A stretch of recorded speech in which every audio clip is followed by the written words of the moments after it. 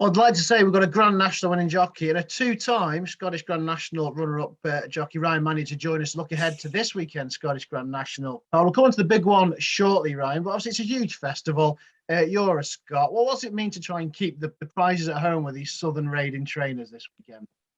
Well, firstly, that's a terrible tag to have. Yeah, I finished second in the Scottish National twice, not beating them very, very far at all. It's been a frustrating race for me, but it's very important to keep this race in Scotland if we can. And it just means so much more to Scottish trainers and owners and jockeys to win this big race. And it's a realistic target. The Grand National in itself is very, very hard to win, but Scottish National is realistic. We saw it last year when Lucinda Russell won it. And, if we can try and keep it in Scotland for another year, it would be superb.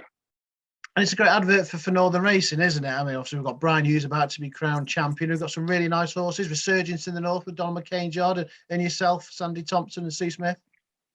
Yeah, look, it's actually, the past couple of years, I think the north has been very well advertised. To be fair, with what you've just mentioned, and there are some really talented horses going around the north and talented trainers and jockeys and whatever else. So, I think we've definitely been holding our own the past couple of years. So it's exciting, and these are the festivals where we need to keep the winners up and keep shoving the south back. Well, one of those talented horses you mentioned, you actually ride in the 150 on Saturday. It is a Doyen Breed. It was second in a Reynolds time last time you saw. I remember talking to you, and you said you're thinking about pulling him up, but he took the bit going down the hill in the second circuit, and he ran well in the end. Yeah, look, that's his last two runs have been in Grade 2s, and he's finished second both times. Not beating a great distance, but bumped into a couple of nice horses. He hates heavy ground, turned heavy ground at Ascot, so he ran a cracker. And I schooled him this morning. He's in absolutely terrific form. And so he's really good to go, and he'll appreciate the better ground. Obviously, a competitive race, but he's back in a handicap, and hopefully that we can go and run a good race. I mean, you take on the likes of Nicky Henderson. He's got Dusart. He's got a bit of a hard race in the Brown Advisory. Paul Nicholls sending runners up as well. Ollie Murphy's got IK Brunel. So it's not going to be easy, is it? No, this is a slight problem that us northern people get when you get into handicaps, and you've got horses from big trainers rated below you. You slightly, they're rated on their southern form, and sometimes it can be better handicapped than we are.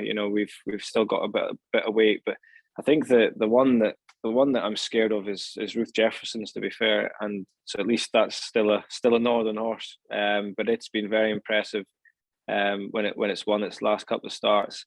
As you mentioned, Dusart, I'd say I wouldn't be worried about him coming from Cheltenham. It's hard to come from Cheltenham and so soon and win a race like this one at the weekend. But I think it's going to take a fair bit of winning. But if we can be in the first three, I think we'd be over the moon.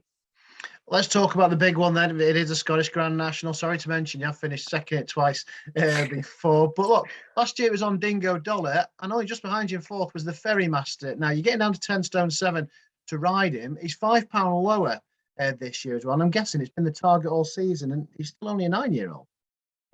Yeah, look, he ran a great race last year, having not had the best of preparation going into the race. And Sean Quinlan, it'll haunt him forever. I told him not to hit the front too soon, and he hit the front turning in, taking me on. So he probably got me beat as well as anything, got himself beat. So look, he's a horse that you need to hold up and get there as late as you can. And I didn't manage to do that when he had his prep run at Newcastle last time. That the race fell apart. I got there too soon, and I got him beat. He finished second, should have won, but he doesn't like to be in front for too long. So as you say, he ran a cracker last year, and the prep's gone perfectly this time. So really looking forward to seeing how this horse runs. And Ayre's managing at the moment to avoid the rain, which will help us. The better the ground for him, the better. So yeah, really looking forward to him, and he does have a realistic chance. And it really isn't a strong race when you look into it. With the Grand National being after it this year, I think it's kept a lot of people away, and it really isn't really isn't the strongest, the Scottish National. So he's certainly in there with a great shout. A couple more I'll talk to you about. You'll know Wellesley Hill 16. I think he comes here. He's not going to get into the big one itself. So he's at the top of the weights with the young claiming 5 off his back. Yes, it's a shame for Hill 16. He should really be in the Grand National, but he got put up £9 last time for finishing second in a race at Kelso, which like he would get in off the mark. He's in off now, but when the national weights came out, he was too low. So it's a shame, and now he has the Kai top weight in the Scottish National, which wouldn't really be his race, unfortunately. I don't want to sound negative, but he needs soft ground. He wouldn't really enjoy the plainness of a 4-mile chase round a simple track like Ayr. He likes things different. You know, I was very keen for him to go for the cross country race at Cheltenham's and the likes, and that's why he ran so well in the Beecher Chase, finished second, because he liked the different track and the fences. So all being well, I'd say that'll be his target for next year's, you know, maybe stick him in the cross country races and then head for the Grand National next year, all being well. This year, I think it's a big ask to. I know he's been claimed off, but it's a big ask to go and run a big race under top weight in a very competitive handicap. Another couple you've won big races on. I mean, you hardly got to know Win My Wings, and you went and won an Ida on her. Interesting jockey booking this year. Rob James coming over, and also your old friend Vintage Clouds. They both go there with chances. Yeah, absolutely. Vintage Clouds, you know, he'll have to bounce back from a bit of a flop at Cheltenham. Obviously, Cheltenham's a hard place to go, but he's in his last season. This will be his last run before retirement. So it'd be great to see a bit of the old spark there and hopefully run a big race. And obviously, Win My Wings was superb when she won the Ida. My agent did try and get me on her, but they were adamant they were wanting to claim off her, which she would need all the help she can get, because she's not very big. The only downside I'd say is she did have a hard race in the Ida, but Christian Williams is obviously a very good trainer. So you're hoping that he's got her freshened up and sweetened up and ready to go in the Scottish. Hopefully the 4:10 goes off a little bit late as well, because you're too busy celebrating your Scottish National win. But you're on Base Rock, a horse we've spoken about quite a lot this season, and that one goes in the hurdle at 4:10. Yeah, look, he's a lovely horse. He hasn't ran for a while either. He's had these little niggles, but once we'd missed one or two targets that he had, we thought we'd just get him ready for this race that he won last year. And he goes there and a nice fresh horse in tremendous form. He had a racecourse gallop last week, so it should just to set him spot on. So yeah, as I say, he's an exciting animal, and hopefully we can keep him in one piece, and it'll be a nice novice chaser for next year.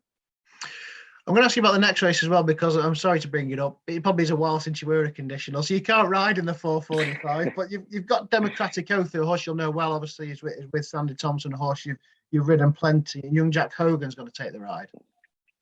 Yeah, young Jack Hogan. Yeah, he's been riding really well this year. He's a good lad. I know him a little bit, so it was nice that Sandy's put him up and given him a ride. And Democratic Oath has been rather disappointing, to be honest. He's a horse with a big engine, and what I thought was a bright future at the start of the season.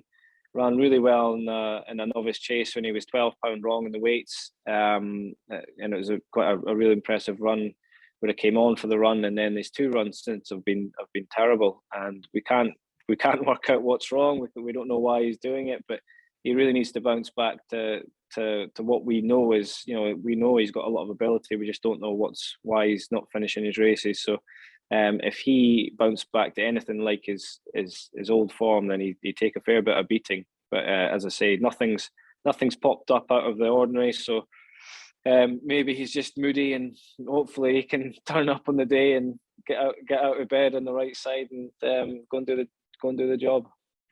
And then we'll talk about the bumper, the Lucky Last, who's been won by some nice types down the year. Sprinter Sacre, of course, springs to mind. You're on a newcomer called Captain Nelson. Yeah, look, actually really looking forward to this horse. Mike Smith had bought him a while back, and so he's been slowly bringing them on, and he's a real nice horse for the future. Not sure how straight he is in terms of how he'll run and first time out at Ayr, but he is a real nice horse. So I'm really looking forward to seeing how he gets on, and he's certainly one to watch for next year, if not if not this weekend, it'll certainly be next year. Yeah, so looking forward to him. And a quick word on Jimmy's Jet. He obviously makes his stable debut for Sandy Thompson. Yeah, he's a horse with an engine actually. I gave him a gallop round Musselburgh the other day. He's obviously already won a bumper and has an engine. And the owner was keen to keep Callum Bewley on him because he won on him, and that's fair enough. And hopefully he goes there with a nice chance. But these races at Ayr, the bumper, as I say, they've got all these southern trainers up. It's going to be difficult to win with a penalty. So I know that the owner's just keen to see him sort of finish in the first four, and they'd be over the moon.